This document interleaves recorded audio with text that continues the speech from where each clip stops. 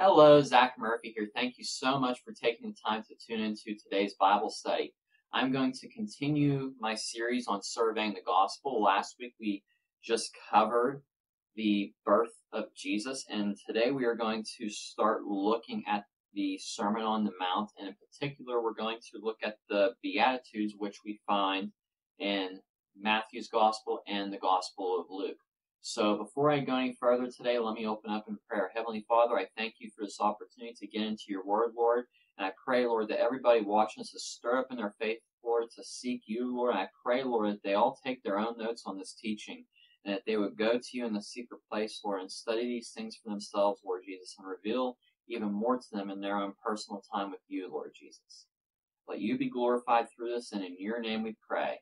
Amen.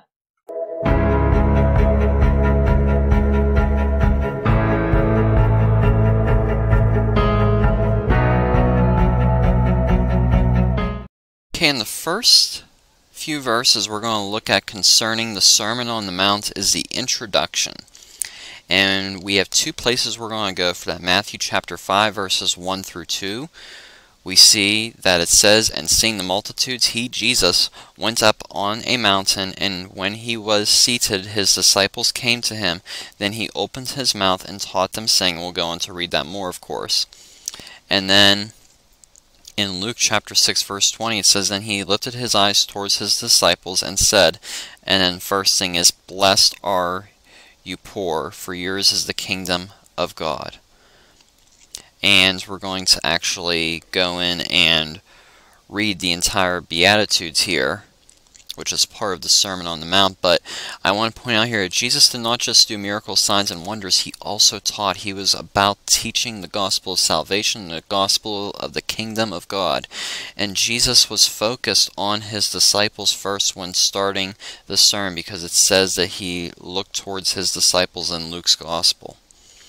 But anyway, let's dive into this here. We're going to look at some keys here. And there's some the account of the Beatitudes, I want to say this, in Luke's Gospel is shorter than the one in Matthew's Gospel. Matthew's is way more detailed, and way more detail in general as a Gospel. But there's going to be more that we'll see in Matthew's Gospel as we get to that one here. So, Luke chapter 6, verses 20 through 23, Jesus says, "Blessed are you poor, for yours is the kingdom of God. Blessed are you who hunger, for you shall be filled. Blessed are you who weep now, for you shall laugh.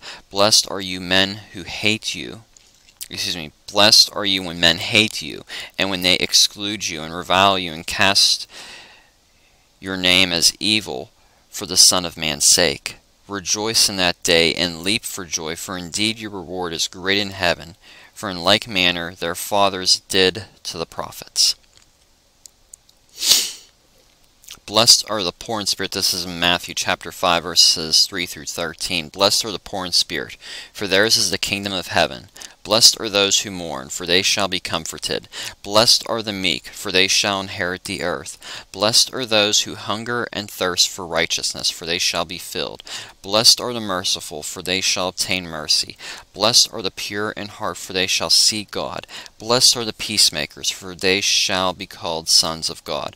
Blessed are those who are persecuted for righteousness' sake, for theirs is the kingdom of God. Blessed are you when they revile and persecute you, and say all kinds of evil against you falsely for my sake. Rejoice and be exceedingly glad, for great is your reward in heaven. For so they persecuted the prophets who were before you. A lot of good truth here. And the first thing is, blessed are the poor in spirit. And this isn't talking that Christians should strive to be financially poor. That's what the Christian walk is about. That's not what it is at all. But this is talking about to everyone who is not a believer need to realize that they are poor in spirit. They are spiritually bankrupt, realizing man's original depravity, man's original fallen state. And there are many people who are filled with self-righteousness, and these people that are self-righteous have a rich man mentality, that they have no humility because they are filled with so much pride on how self-righteous and religious they are. They boast about their self-righteousness and how religious and humble they are. They boast about it. But blessed are the poor in spirit, those who come before God and are humble before God, those who are totally dependent upon God. So my question to you is, are you depending on earthly riches, or are you depending on God?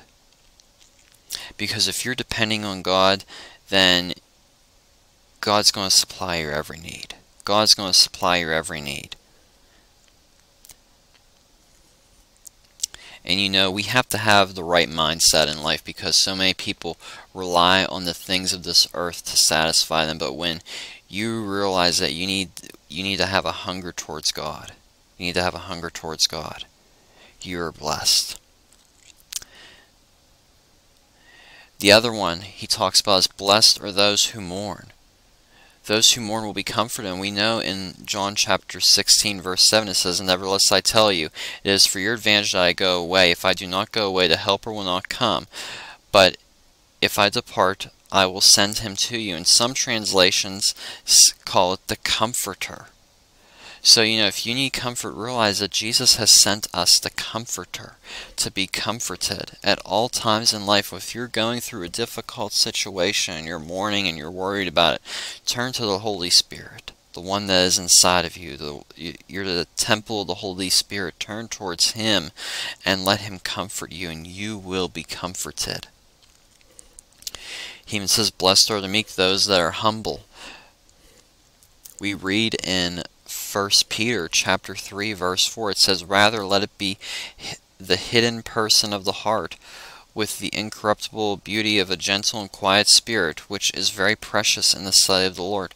Those who are humble and meek in spirit, they are a precious piece of silver to the Lord. We need to realize that that's something we need to bring back in the church, is people actually being humble, people actually being meek. You know, the true fruit of the Spirit in the believer's life. You know, there's many churches that are very focused on the gifts of the Spirit, but are lacking in love and all the other fruits of the Spirit. You need to have a proper balance here. And Jesus even says, blessed are those who are merciful. God has shown such mercy to us as believers, for giving us his only begotten Son to pay the price for our sins. And we should therefore be merciful to others. We should be forgiving to others as we reveal Christ in us. And the other one Jesus says here is, blessed are those who are pure in heart. And that is something that is very hard to come by in these days in the church. Blessed are those who are pure in heart, for they shall see God.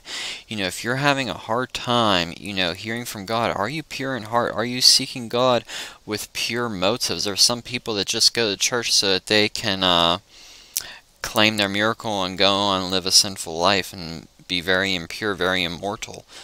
That's not what it's about. We need to have a pure heart. We need to approach God with pure motives.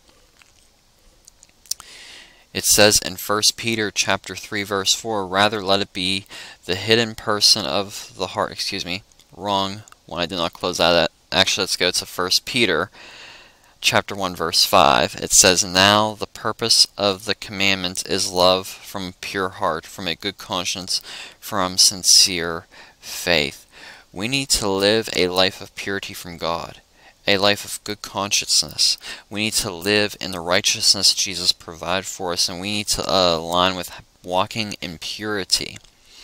Walking in purity and being sincere in our faith and sincere in obeying God. Not trying to obey God to get something out of him, but to obey him because we love him. That's the commandment of love, to obey him with a pure heart. Not that you're trying to get something out of God, but you're just being an obedient person to God because you love him with a pure heart, a good conscience.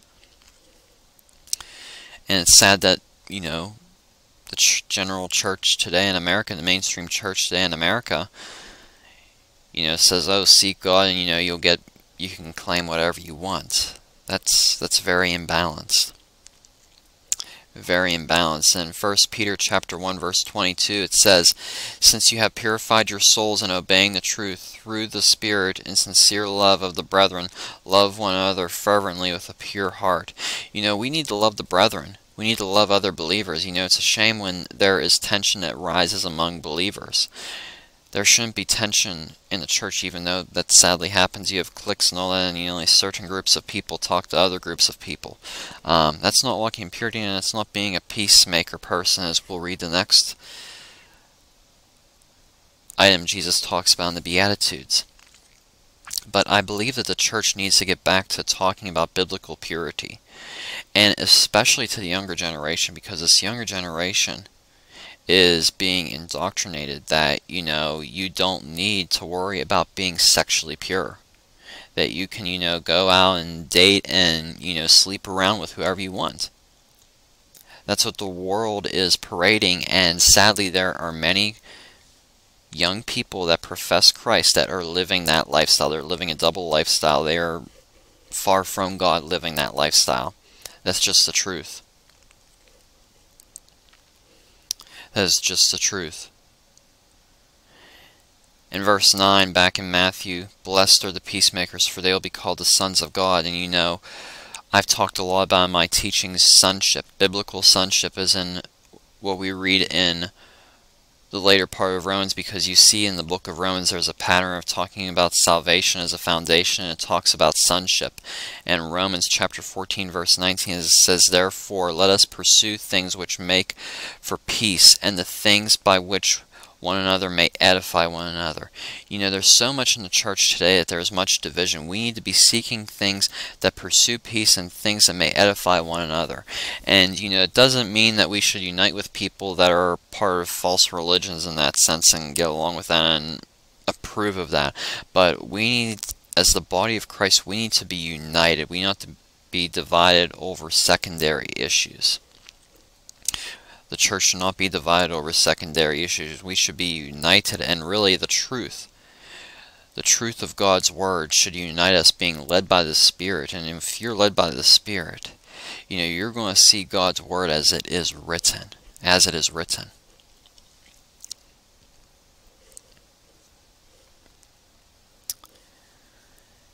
And the other one here is, blessed are those who are hungry.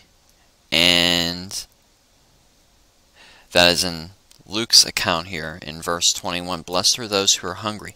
Are you spiritually hungry for God? Are you spiritually seeking God? And Christians should always be hungry for more of God, more of the things of God in their everyday life. And it shouldn't just be you're only, depending on going to church once or twice a week. You should be seeking Him every single day, because your life totally depends upon it. In John chapter 15 verse 11 it says, these things I have spoken to you, that my joy may remain in you, and that your joy may be full. If you truly seek the Lord as you are spiritually hungry for more and more of Him, you will be filled with the fullness of joy. And then we read in Colossians chapter 1 verse 9, it says, for this reason we also, since the day we heard it, do not cease to pray for you, and ask that you may be filled with the knowledge of His will in all wisdom and spiritual understanding. When you seek God, He will fill you with the knowledge of His will and all wisdom and understanding for your life and for, the things concerning the kingdom of God. Just seek God and He will give you His will for your life. It's so important and it's so simple. And these are keys to the kingdom of God. Some people don't know how to be kingdom-minded, but you just simply need to have a hunger for God as one of the principles here. And He will give you knowledge, and He will reveal His will for your life to you, day by day. And in Ephesians chapter 5 verse 18 it says, and do not be drunk with wine, in which is dissipation, but be filled with the Spirit. We are to be Spirit-filled. We are not to be filled with the things of this world, but be filled with the Spirit of God, and be filled with the things of God, and be about glorifying God here on the earth. And lastly, we read about how it says that those who are rejecting for Christ's sake are blessed. If you have been rejected for your faith in Christ, then you are blessed. What has following Christ cost you? There are people who are on the narrow path who will not often align with mainstream Christianity, and we should consider ourselves blessed. Do not allow loneliness to come in if you have been rejected by people or cast out by people. Let the joy of the Lord be your strength. And don't count your earthly treasures. Think about the things above and think about your heavenly treasures that God stores up for you based off the works you do here out of faith, because the Word of God says that faith without works is dead. And what has your faith resulted in you doing for the kingdom of God? And that's all I have for this teaching. Be sure to subscribe down below and give this video a thumbs up and a share with a loved one. And God bless you and have a great week.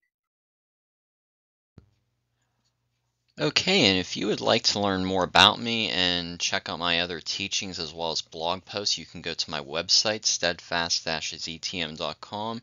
I post on there regularly, and you can also subscribe to a newsletter. There is a page there to look at missionaries I would encourage you to donate to as well as other links to other teachers of the Word of God that I personally follow myself, and I encourage you to follow as well. And there's some other resources on there for Christian living and studying the Word of God. Additionally, I have a devotional available on the fruits of the Spirit.